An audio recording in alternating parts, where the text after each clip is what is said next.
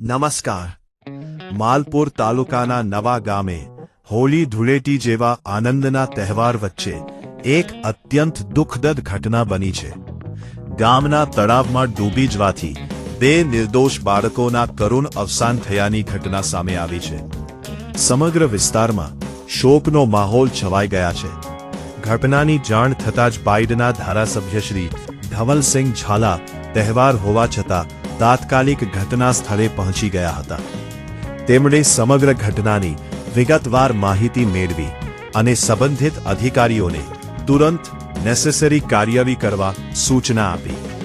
ધારાસભ્યશ્રીએ fire brigade તથા આરોગ્ય વિભાગ સાથે સંકલન સાધી બાળકોને તળાવમાંથી બહાર કાઢવાની કામગીરી ઝડપી બનાવવામાં મદદ કરી.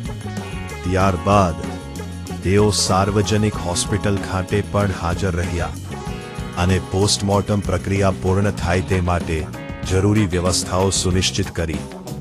આ દુઃખદ પ્રસંગે તેઓ પીડિત પરિવારના દુઃખમાં સહભાગી બન્યા. પરિવારજનોને સાંત્વના પાઠવી અને અંતિમ યાત્રામાં હાજરી આપી શ્રદ્ધાંજલિ અર્પી. હોળી ધૂળેટી જેવા પર્વ દરમિયાન બનેલી આ હૃદય વિદારક ઘટનાએ સમગ્ર વિસ્તારમાં શોકની લાગણી ફેલાવી દીધી છે.